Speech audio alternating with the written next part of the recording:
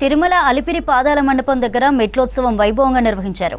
TTD Annamacharya project ఆధ్వర్యంలో తాళ్లపాక అన్నమాచార్యులు 522వ వర్ధంతి సందర్భంగా ఈ వేడుక చేశారు.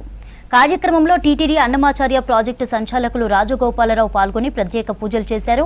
తిరుమలకు మెట్ల మార్గం నుంచి నడిచి వెళ్లి స్వామివారిని దర్శించుకోవడం పుణ్యఫలమన్నారు. 700 మందికి పైగా భజన మండళ్ల సభ్యులు భజనలు చేసుకుంటూ తిరుమలకు చేరుకుని స్వామివారిని దర్శించుకున్నారు.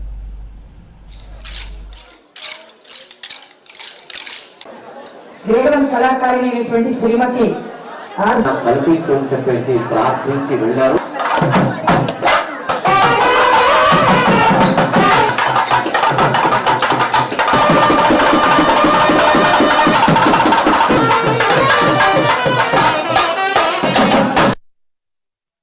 నమో వెంకటేశాయ.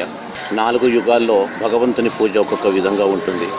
తపస్సు, యజ్ఞయాగాదులు, అర్చన, సంకీర్తనాలు. కలియుగంలో 3 లోపమైన ఒక్క సంకీర్తన మాత్రం చేత మోక్ష మార్గానికి వెళ్ళవచ్చు అని చెప్పేసి భాగవతాచార్యులైనటువంటి శ్రీ సుఖమహర్షులు చెప్పారు. అదే మార్గంగా వస్తూ మన తెలుగు వారికి గర్వకారణము తొలి వాగ్గేయకారులైనటువంటి అన్నమాచార్యుల వారు ఈ నామ సంకీర్తన వైశిష్ట్యాన్ని తెలుపుతూ నరసింహస్వామి భక్తులై 32,000 సంకీర్తనలను గావించి మానవాళికి అందించారు.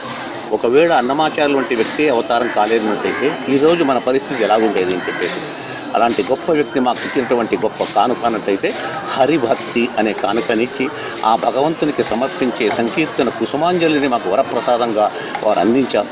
అలాంటి వారి ఆరాధన పురస్కరించి ఈరోజు మనము మెట్లోత్సవ కార్యక్రమాన్ని అన్నమాచార్య ప్రాజెక్ట్ తిరుమల తిరుపతి దేవస్థానం నిర్వహిస్తూ ఉన్నది. ఏకాదశి శ్రవణ నక్షత్రము మంగళవారం రోజు 4 రోజు వర్ధంతి కార్యక్రమం జరుగుతూ ఉంటే ముందు రోజు మెట్లు పూజోత్సవం మెట్లకు పసుపు కుంకుమ ధారణ చేసి అన్నమాచార్య గోష్ఠీ గాన సంకీర్తన భక్తుల హృదయాల్లో నిలిచినటువంటి అన్నమాచార్య సంకీర్తనలు గానం చేస్తూ మెట్లు పూజ కార్యక్రమం నిర్వహించినారు.